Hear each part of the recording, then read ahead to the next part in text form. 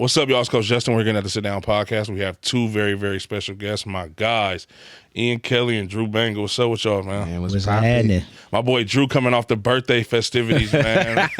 Fuck turning up the city, man. That's dope, bro. So yeah, obviously you guys have a project coming. Can we get a title? Title of the project's called Soulful of It. Soulful of It. Mm-hmm. Give me a breakdown of tell the people who haven't heard the project, explain how you guys came up with that name. Last time we talked about it, you guys didn't have a title, so it's dope for me, to know that you guys came up with that. So you talk about what the name of it means, and how you came up with it and stuff like that. So the reason why I came with Soulful of It, and I've described it before too, it gives a feel of a house party and church getting out at the same time. Dope. That's the feel of it for me. Right. And at that point, I was just it's a soulful feel. But then I just wanted to play on words. I'm like, well, shoot, instead of being so full of it, I'm soulful of it. That's dope. You feel me? So that's how everything came about. How did you guys come together? How did you guys meet? Let's start from the beginning of the relationship. How you guys was connected, and just obviously the connection was what it was, and it's grown over time to you guys actually coming together and do a project together. So yeah, talk a little bit about that. We have a lot of mutual music friends. That's kind of how it started. We had this guy he's our friend. His name Diario, aka Chose. He's a photographer / rapper. Yep. And he used to just have sessions all the time and invite people over to his house, and that's how I met Ian. I heard him rap for the first time. I was like, okay. And this is kind of when I'm first really getting into the fact that I was making beats, but I was really trying to get into producing and really creating records and doing stuff like that. And he was kind of already doing that more than I was. So I kind of piggybacked on his wagon and everything that he was doing. And I was like, okay. So we just kind of built a relationship and a rapport, and it kind of built into where we are now. That's dope. Can you specify that beat making and producing? There is a difference. Not many people know that difference. Can you touch a little bit on that for me? Well, it's with beat making is a skill. It's not to diminish anybody else that just considers themselves a beat maker, but beat makers, they just make beats and hoard them, or they just do it for fun. It's more of a hobby and not a career. When you produce, you're literally taking something and seeing the full movie already played out in your head. Yeah. So it's when we came with Soulful of It, it was we kind of already had an idea of the sound that we wanted, or the frequency that we was trying to hit. We knew what we wanted to do, but it took me and him really sitting down and grinding our gears really to come out with the product that we wanted. And then that product came from the production that we put into it. Facts. That's a really good explanation. So would you say it was more so, you just played him a bunch of your beats already, or you cooked up some beats going off of what you guys kind of... Everything on this project was all created 9 times out of 10 in front of him. So it was either I had a sample idea, or he probably already had a rhyme scheme in his head because he already writes. Right. And he writes hella fast too. Right. Yeah. So it's I would either make something, or I would have a beat that I started, and then I would finish it in front of him with the elements of the vibes that we had going on in the room. Dope. Right. How often do you do that where you just... I'm going to get back to you, bro, I promise. No, hey, I'm here for the ride, baby. I'm here for the ride. How often do you start on a beat and kind of come back to it later with fresh ears? Or is that a common thing? I do that a lot, because it's back when I used to smoke, I would do that all the time, because I would get hella high, make the beat, it would sound like one thing, and then I would hear it the next day, and I would be like, this didn't sound like this yesterday. I got to do something else to it. I got to change it up. So I've always done that in the past. So now when I do it with a more keen ear, most definitely. But then I do it to where it's it's so many bounces for different artists. It's different cadences that you can make for anybody. But when it comes to really making a concrete sound that sounds like it's only for a certain person, right, you always got to go back to either subtract or add. That's a good point. So Ian, for you, connecting with Drew, obviously, you guys knowing each other for years, having that, that rapport and just, history, experience, whatever you want to call it. What kind of made you be open to the idea of doing a collab project? Who came to who about the idea, or was it just y'all kicking it mutual type? Well, so me and Burr had already been creating with each other before, but then I could kind of just... Burr got so many hats and can do so many different sounds. I'm just oh no, let me go to Burr. I'm hey, I got an idea. Let's do something. Let's really create something. And I think the way he just like mapped it out perfectly, how like he's like, oh, let me come back to it. Like I vision and see certain things. The same way I write, I see things in like pictures. You know, some people see colors and different things. I see pictures. So like our images would just be matching together to it's like, okay, like let's get it all out. The chemistry just felt right. Right, the right thing to do. Was it? I know your music, the history of your music. I know a lot of. I mean, obviously you hear Drew Banga's beats everywhere. Was it like I want to get? Because he has a home feel to his music. You know what I mean? So was that a conscious effort of like I want to take my style and really show some home, but then really do my thing that I do? Was that like a conscious decision? For surely, because I already know, me personally, like I know bruh's bag is deep. So even some things that you just hear right now, I'm like, I know Drew could do that too and do that too. So I'm just kind of like, let's mesh that together. You feel me? As well as me, like, you know, just with the situation I was in before, I know people had heard like a lot more boom bap type of sounds from me, but I'm like, no, my range is a lot wider, and I know bruh could bring that out as well. So I was like, let's do that here. That's dope. And obviously I'm aware of it, but can you touch on that a little bit with the situation that you just mentioned that you're out of now, and just as far as, you know, your like what's up with Ian Kelly now? What's your projections for 2023? Obviously you got a project coming out with Drew. And so just touch on that a little bit. Just update us on, you know, what's going on with Ian as far as that in that lane. Well, I left the label situation I was on called Jamla Records, and you know, great musicians, great artists, you know, they do their thing. But at some point, I just felt myself kind of switching and wanting to try new things. And I think that comes for every artist, where you just start growing in a different type of space. And from there, I'm just kind of like, all right, well, let me try to expand some of my sound and expand some of the feel I have for music in general.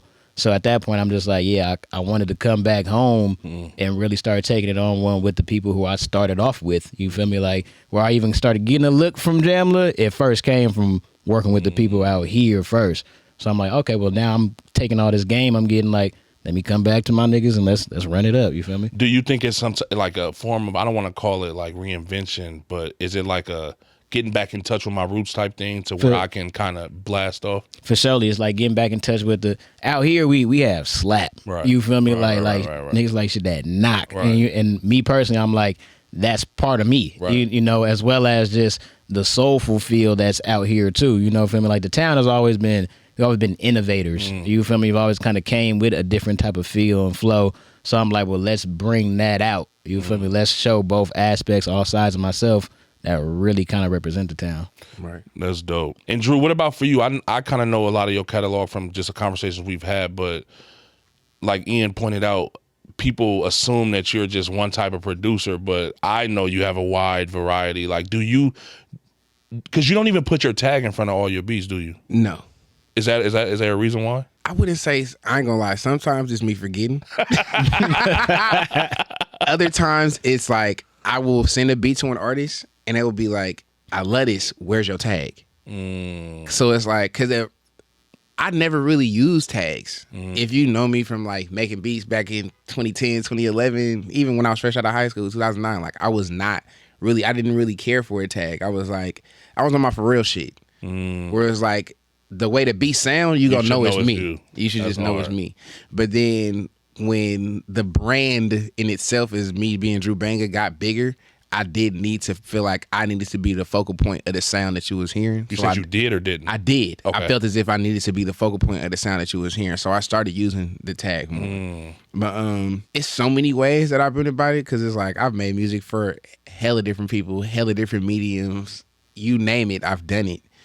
And not everyone has a tag on it. Sometimes it's either because it's for a movie or something like that, I can't use the tag. Right. Like it's just there for the song. Right. But then you got other people where it's like I'm working with a hip hop artist, a rap artist. They want that. They want people to know that I'm on this beat. Like this who I got in the studio to send me a beat. Y'all need to know. Oh, okay, yeah, it's slap. That's dope. So and not to cut it off, when I started doing my own research just towards like pitching our music and everything, I saw bro had like production from like with Neo and shit like that. I'm like, hold on, bro, I know you, but I don't know you. Like hold on, like you going crazy. So like, yeah, it's nice just for people just to get that full range of feel from bro. For somebody like you, Drew, who obviously a producer is typically like a more behind the scenes type. Like we have our few like, you know, like you mentioned Pharrell, with the Timbalands, the Dre's, like we have those big name and you can spot them like the brand, you know what I mean? But then you also have more producers who are more, nowadays it's kind of becoming more popular, like with Hit Boy and all these people are like, because I didn't know what Hit Boy looked like for years, you know what I mean? But I knew of him. It's like the studio rats is what we call them. Like me, I was the little bro to everybody in the studio, sitting down making beats behind everyone that had the name. So I was sitting behind I Am Sue. I was sitting behind Trackademics and everybody, and like you knew their names, but I was behind them and with my headphones on, making the beats and doing all that stuff, soaking up all the game I could, to the point where I'm at now, to where it's like, okay, I could play that bigger role for the Bay Area or just the West Coast in general. But it took a lot. I had to because me, I'm not really, don't get me wrong, people know me throwing parties, I put my face on stuff and all of that. But when it comes to my craft, I'm way more behind the scenes. Like if you know, you know. If you don't, you don't. Like, that's kind of what I was gonna ask. Like, do you use the party side and the DJ side of Drew Banga as, and you kind of answered already, but do you use that to build the producer brand? I feel like it's two separate entities. Really? Honestly, because it's two separate, it's like a split personality kind of thing. Because it's like, if you know me for real, I wouldn't even be making beats if I wasn't playing the bass. I've always been behind the scenes. When I was playing the bass player is the last person to get recognized in the band. Really? So it's like, we always sit in the back, but at the end of the day, the bass player is the foundation. So it don't rock without us anyway. So it's like, I've always played that role, but people have pulled me in different ways to where I've had to step out and do those certain things. But being that I was pulled in that way, I started performing more. I got more comfortable in being in front of people and doing stuff like that. So then that's when I got a whole nother side of my personality I didn't even know existed. Let me start DJing and being the face of parties and stuff like that, because people actually fuck with my personality that I didn't know. Because I've always been laid more back, reserved. chill. Yeah. How did you get into playing? Do you play other instruments as well as the bass, or just the bass? Drums, bass, piano. That's Really? like my main thing. Yeah. How did you get into doing that? Church. You know, typical black man story. Black kid. Granny took me to church all the time. Did you sing at one point in the choir? I was in the choir. I did it all. But Granny took me to church my whole life. My whole family was really in church. I was playing the drums I started playing the drums at church when I was like 7. And then kept playing, and I eventually went to middle school, kept doing the music stuff. When I was in middle school, I learned how to make beats at this after-school program. And then I went to high school, Oakland School for the Arts. I auditioned to play the drums. It was cool, but everybody know the first thing 9 times out of 10, any art school you go to is going to be 1 million drummers. So it was a bunch. I auditioned. I got into everything. I was playing for stuff, and it was cool, but I was like, I want to play a different instrument. Like, I want to learn how to play something different. So I convinced my mom to buy me a bass. I think I was like 14, 15. And I kind of just put the drums down on the back burner and just taught myself how to play the bass. I think I had like 1 lesson. And then I signed up for the intensive classes while I was in high school. And I kind of just stayed with it the whole time. And bass really kind of basically became like my main instrument after that. How often do you still play instruments? I play the bass at home all the time. Really? Like, I still keep up and everything. Like, I get called for gigs here and there. I'm not really out there as much as I was, like, from 2014 to 2019. Not even 2014 to 2018, I was on tour the whole time playing bass. Really? Yeah, so that's where it kind of like, people knew me from that. Like, oh, Drew was playing the bass. But then at the same time, I was making beats, because right at that same time is when Kamaya came out. That's when that whole sound was created. I was producing all of that. That was like the end of the HBK era. I was producing stuff like that. So it was like, I was, like he said, wearing many hats. I was doing all I didn't know you that. produced for Kamaya. Oh, wow. That whole Good Night in the Ghetto, that first project, that was me, Trackademic, CT Beats. We made everything. I didn't know that. See what I told you, nigga? See what I told you? I don't think that project is revered as well as it should be. That's a good ass fucking project. Yeah. Bro. That was like a shift. Yes, that was like a big paradigm shift for sure for the West Coast sound. Like, we kind of brought something back that was here, but we just gave it new life. Yep, I was about to say amplified it. No, that's a good point. If you had to pick one of the many hats you do, which one would it be? Producing. Yeah. Producing over everything, because it's like, it's what I love the most. I love sitting behind the computer and making beats and collabing with my friends and stuff like that. I love that the most. And and then now that I think about it, as you say that, that's kind of everything you do on the outside is kind of all of those combined into one. Right. You know what I mean? Like the producing side of it. So that makes sense. Ian, what about you? Obviously, I know your rap story. But as far as like, what was it like for you taking rap serious? Like, at what point do you feel like you was like, all right, I want to be a fucking rapper? Like, so it happened in middle school because I was singing in the choir. You feel me? and me and my partner, we had like a quick little rap solo, right? And I won't ever forget it. And bro wound up being sick, so it was just up to me. And it was like some song about a locker. It was like my sha-la-la-la locker, whatever. I said right 36, left 24, right 14, and kicking in the door. After that, you felt like a rapper. I was in there. But no, like I started really taking it serious. But first, bro, I would just dabble with it. So I was in high school. The first verse I ever wrote, I took Gucci Mane So Icy, and then I put my own lyrics to it. And I was in class, and I gave it to my partner. I'm like, hey, bro. And then he was like, bro, who wrote this? I said, I wrote this. He was like, oh, nigga, you can rap. And I was just like, I'll just be playing with it.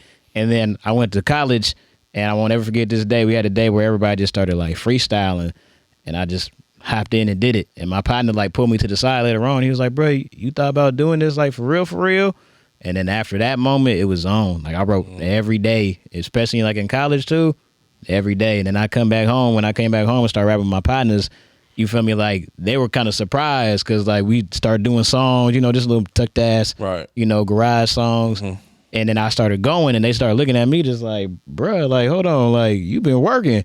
And I just never stopped from there, you feel me? That's dope. So when it comes to, like, doing obviously you guys have your own brands, own styles, own, individual things that you build. So when it comes to collaborating, how do you guys deal with, like, creative differences when it comes to, putting together a project? It's like, to be honest, me and him ain't never had a creative difference yet. Yeah. We haven't. Not saying that there wouldn't be, but from the way that we work and how we throw ideas out there, there's no right or wrong thing. It's just whatever we agree on, we agree on. He'll be like, I got a list of these things. I got this idea, this idea, this idea, this idea. I'll counter him with some other ideas, and then we'll see which ones mesh the best way. Yep. It's like, say for instance, like when we were trying to think of the title, he said the name, and then I already had a concept in my head once he told me the name. So it's like we kind of piggyback off of. That's dope. Because he say he didn't even agree with my concept. We already had the title that I already agreed with. We were just gonna work through whatever we was working through. Got you. I know you have experience when it comes to doing projects with one, like you locking in with one artist doing a project. What about you? Is this your first time ever just locking in with a producer and doing a full project? No, because actually, even my album, the last one with Jamla, where it started really kind of getting some traction, Kels is Dead, originally started with just a project between me and Eric G. And then Ninth real quickly had put me on one of his Zion, mixtapes. And after that, we took one of those songs and put it on there, and he heard it, and he was like, let's take one more old song. But initially, it was just like me and Eric. Okay. So that was like my first time just locking in. Do you think your experience, Drew, with collaborating artists, do you think that kind of plays a part in the way you were able to mesh with Ian easily and like work well with him? Yeah, I feel like my claim to fame as far as just being a producer, period, is based off of me being one of the producers, especially out here in the Bay, that collab with everybody. And ain't not one person you can name that I ain't worked with that's out here. And I wouldn't say I really pride myself on it, but I've always been like on some, are you doing something? Let's work. I like what you got going. Come on, let's figure it out. So I've always done that. As far as honing in with one artist, I haven't done it with many.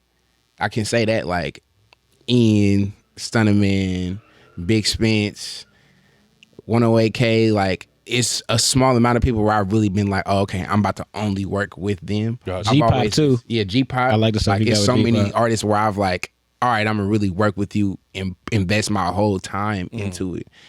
More other than that, it's really been like popcorn sessions. Like, you got something I like here, let's make something real quick. and it's just been being able to just sprinkle my name everywhere, so my name stay in every room. That's dope. How do you feel? Obviously, I talked to you about this a little bit yesterday, but how do you feel about the current state of like, especially with you having your hands on so many things? How do you feel about the current state of like Bay Area music? Bay Area music is in a good place. I wouldn't say it's in a bad place. I feel like it's in the same place as every other region. As far as the sound and what's coming out, do other places have more bigger outlets than we do? Yes. Is our outlet growing?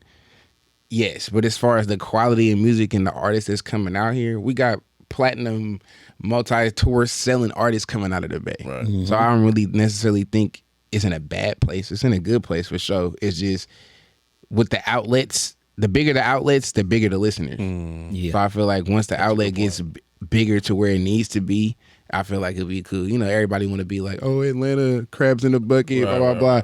Everybody want to do that, but it's like the outlet is bigger there. The outlet's bigger in New York. The outlet's bigger in LA. When you say outlet, do you mean just having like, you have label heads or you have like radio? Like, what? Explain outlet. It's the resources that's available to you. Like, I just read an article where it was like, not even an article, it was an interview with Ghazi. He was saying in Atlanta right now, it's like, don't quote me because this is probably not the exact number, but it's like 12 different radio stations that's all playing different music from local artists at the same time.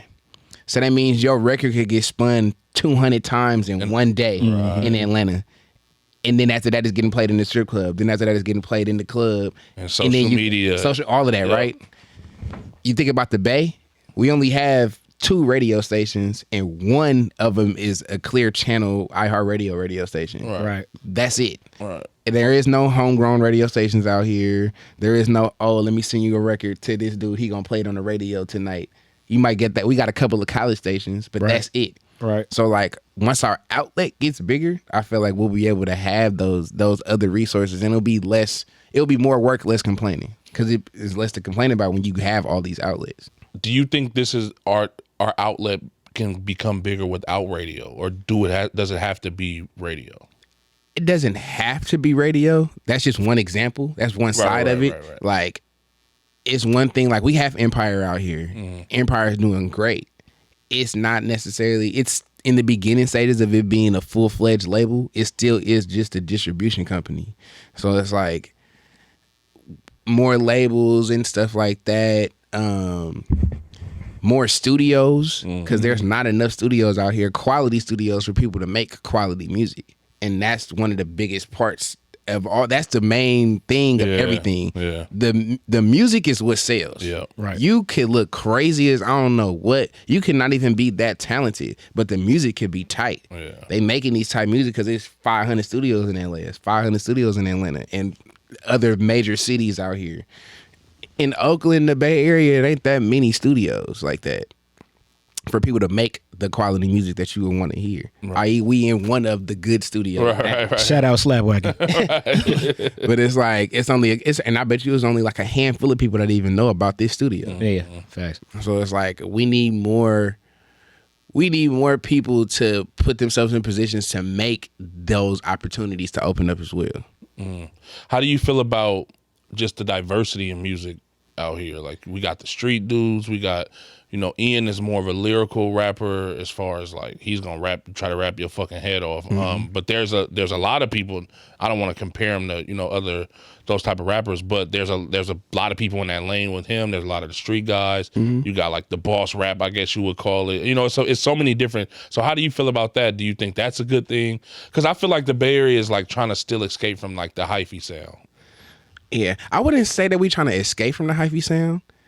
It's us. It's just figuring out a way to elevate it And evolve it. Evolve. It's like it's like a turnstile after a certain point. Or it's like a threshold that people will hit, and if you don't know how to surpass it with your talent, it's kind of like you get stuck at that plateau. And that's a lot of, you could say that's happened to like a majority of Bay Area artists out here. Like, they'll catch that one hit, but it'll be, the foundation of it will be so hyphy that every other song that you make, if it doesn't have that foundation plus something better, people not gonna continue to listen to you. But then as far as just the other genres and the other levels of stuff that we have, we got the number one R&B singer from the Bay Area region. We got her. We got Kaylani. We got Rex Life Raj. We got Larry June, who straddles the fence of like the boss / lyrical rap. Right. So it's like, I don't feel like there is those, and those are people that have surpassed that threshold. Exactly. Right. So it's like, I feel like it's possible for it to be done. It's just people really got to put the work in. Really, like you got to be like a master. You got to really master your craft to the point where you know your formula and you know what works for the audience you're trying to cater to. Yeah. That's a good point.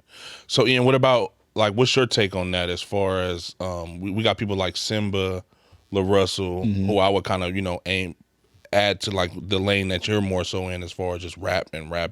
Again, your creativity is like so broad, like you pull shit from all over the place. And again, I've watched you, I've sat in the studio with you multiple times, so I've really watched you behind the scenes. So just talk about like, tell your perspective of that as far as how these guys are surpassing and getting to the mainstream level. Like I just heard Simba's verse on Drama's album, and I'm like, fuck, like that's how you coming. But so just talk about that. Like that has to be inspiring. I mean, obviously, you're confident in yourself. You know your ability. So honestly, it's a great place we're in right now, especially when you look at La Russell and Simba. Like the biggest thing that you can really and even like acknowledge and see, work ethic. Yep. I remember Simba dropping freestyle verses like every other day on like IG. Like we see how La Russell has built up good company and keep on pushing. Like work ethic is gonna bring everything up. And sometimes, it's not a knock to other artists, but I think sometimes when you feel like you working hard, work harder. You feel me? As well as like become knowledgeable. Working harder also comes with the knowledge you picking up. You feel me? You feel me? So to be smarter is to also gain power in that type of sense. But I feel like we got a big melting pot of different type of sounds, especially like dope artists like Jane Hancock, going crazy. Even like more R&B artists like Zaya Bell, who's doing her thing. Like we still have artists out here who are still even like growing that are really raw, and it's really like dope to see it at this point. No lie, I think, don't get me wrong, we got like the mob music and we got the turned up shit, like, but like seeing everybody perfect their craft nowadays is like what's really saucy. I love Killer Fonte. Killer Fonte be going crazy. You feel me? Like just everybody is doing their thing in their lane, and I think that helps out the region a lot more. Right. That's a good point too, because then it's like you say, there's an audience for everything. Yeah, for surely. And I want to say I remember Simba from like MySpace days, bruh. promoting this shit, bro. Facts. What was that? What was that cipher that we used to that it was like the Team Backpack? Team Backpack. Team Backpack was like a big deal shift in the time of what was going on, because it was like I'd seen Duckworth on Team Backpack. Yes, same. Like, and that's, mind you, Duckworth's not from the Bay, but he's basically like a transplant because he went to college out here. I seen him.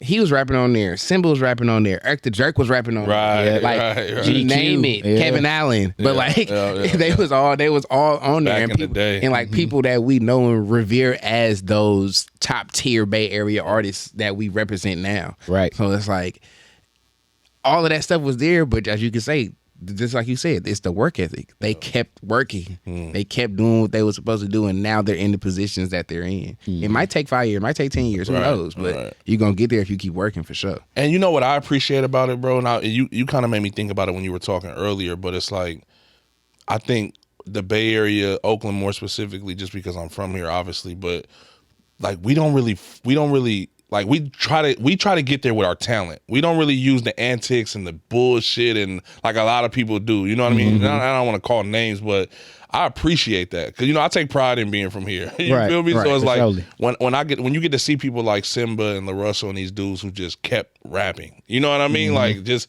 keep rapping, be innovative at the same time. I'm not saying don't think outside the box, but they weren't really catting off. You feel me? Just to get views or whatever the case may be. So I appreciate that. Let's go back to the project a little bit. So how many songs do we have? Do we know yet? 10. 10. It's gonna be 10. Did you guys do more than 10 and you kind of had to chop it down, or was it like goal set, like we're gonna knock out 10 in total? I feel like we did like maybe like 12. Okay. And then we kind of just narrowed it down a little bit. Okay. Yeah. Drew, you kind of mentioned the concept, so you guys can both talk about it if you want. But what is the concept? Can you explain? Like, Well, when he told me that he wanted to call it, because at first it wasn't even so full of it. It was just like Soulful. Yeah. And then he said Soulful, and then instantly my mind went to Soul Food, the movie. That's where my mind instantly went there.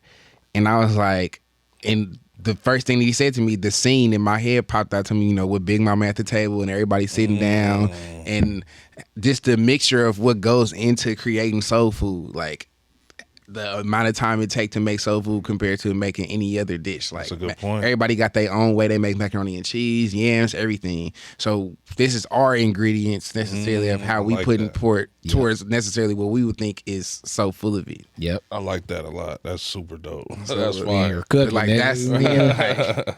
that's just how, that's the first thing that just popped in my head. So it was just like, that was like the overall concept. And then from that, we was thinking the video ideas and everything. It kind of all came together after that. How many videos can we get from the project, do you think? As many as we want. Right, that's dope. That's the way I look at it. 4.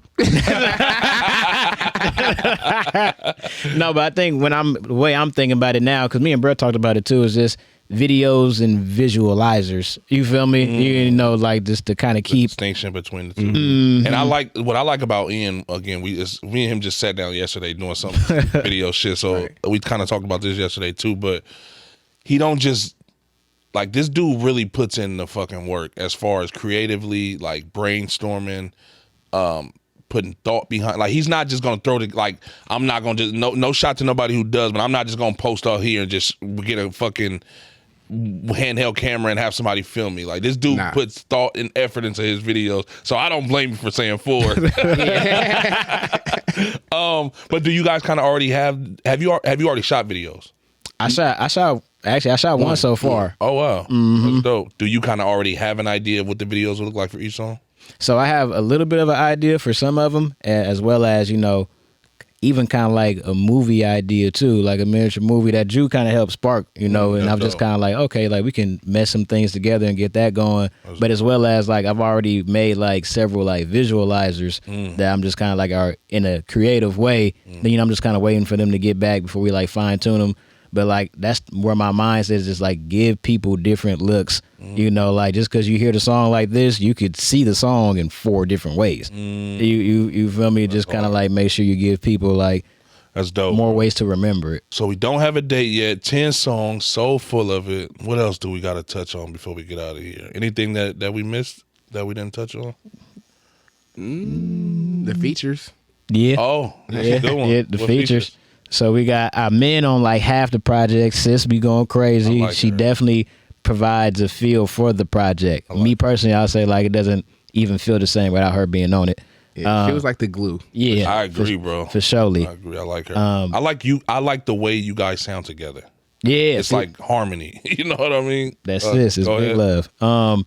Jane Hancock for surely. I'm a big. Yeah, that's one of my best friends. So I had to get her on for surely.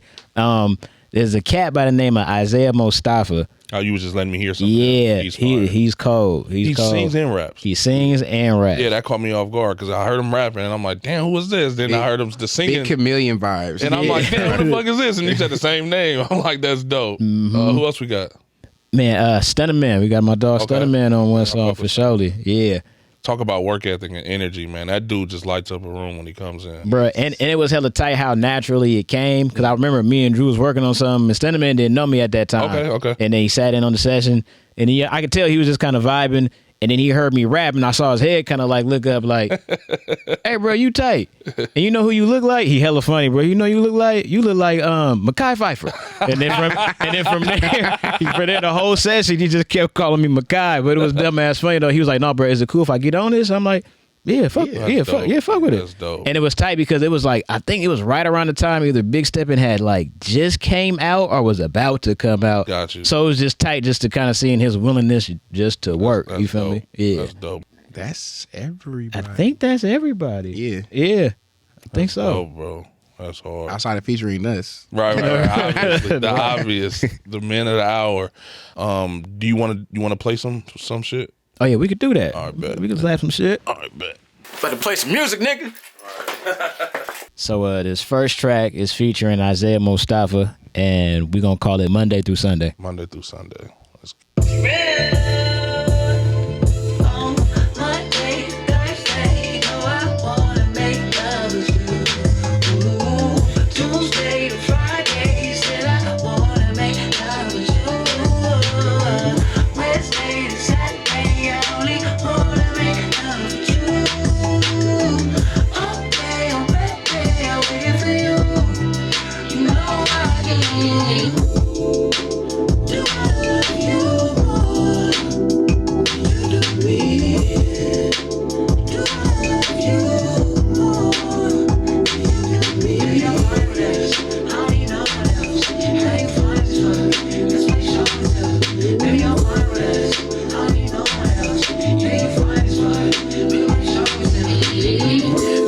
in and they celebrate like there's new confetti. I hold your hand when you walk balance so you feel steady. Those old wounds only crossroads when you don't feel ready. Those tire marks only race to your heart like I'm in ready. That shit is hard.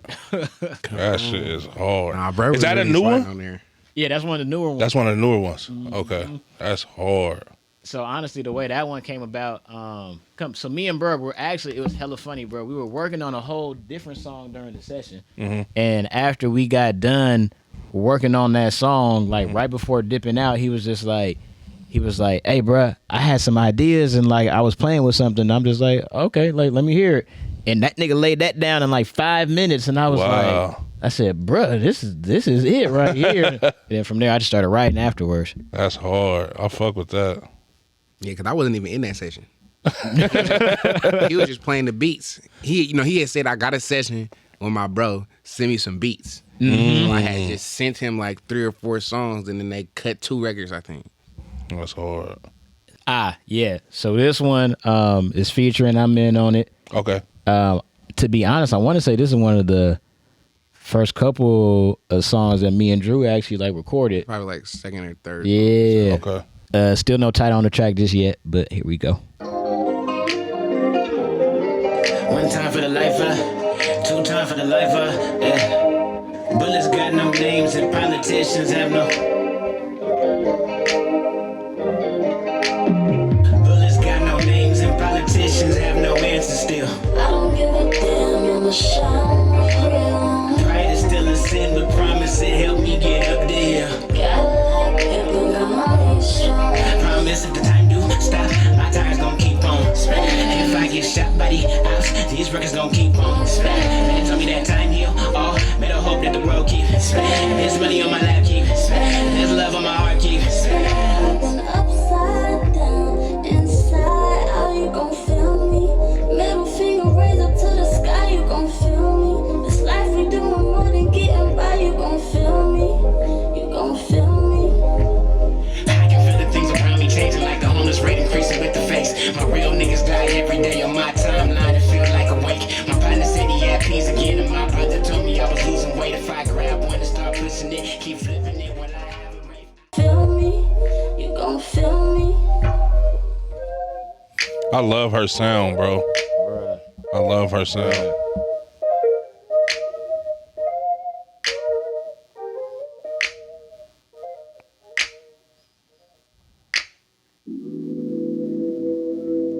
This is just you? Oh yeah, this one is just me and Drew on this one. Okay. Bet.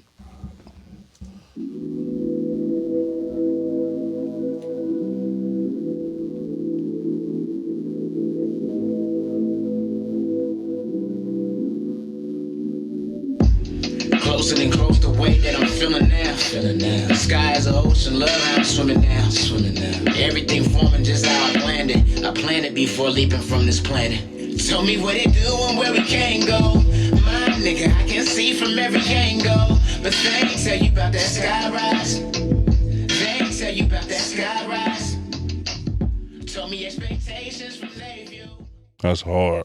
I let some of that 7th grade choir work come out right there with the harmonization, you feel me? Inspired by Drew Banga. Come on, man. Nah, that's hard. And let me see. I'll slap one more for you. Bet, let's do it. Play the Jane Hancock one. We thinking just alike. Okay. Also, with this one, with some of the records, because we mentioned Soulful, we got some of the Soulful skits in some of them now too. Oh wow. Yeah, so this one got that in the beginning of it. What they're saying, all right? Your mama worked hard to keep that house in the family for everyone, for you and your family. Fuck your family. Tell me you miss me in my phone. The family, I was the family in my house. You know what? The family fuck my house. Tell me you miss me, hitting my phone, acting like you ain't got a man at all. Pray not catch anytime you fall. Think you belong on the Disney Patrol. So game goofy, truly. Why you keep playing? Domino effect when we lay these cards. We at odds. Treat you like my rib, but you don't even be in touch with God. Play your part. Let in so truth can now begin. May need a running start. An anthem from my international players. Protect your heart. I keep it 3,000 like back pay unemployment logs. You been on that funny shit. Probably relate the dog. Tell me what it is now. Don't tell me now what it was. More than a little had to outgrow. Did you like Aldo? How many we fuck with? No hate, just please throw it up quick. Few more questions and I hit a lane switch. There's your position, seen your intention and it's cool. Please don't expect me to come back to you. I seen them come, seen them go, ain't nothing new. Please don't expect me to come back to you. I love this song, bro. She's so fire, bro. Yep. She's so hard. Yep. Jane. That was dope, man. Yeah, she's fire. Jane is amazing. Yeah, she's fire. Yeah. I like that though. It's like 3 different sounds, but still similar though. I can see how they all go together on the same project. And that was the whole thing, was still making sure everything still meshed, even with it being different sounds. Yeah, that's dope, bro. Do you know what you're gonna lead with? The single, or how we just about to start the project off?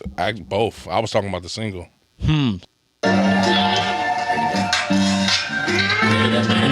Oh yeah.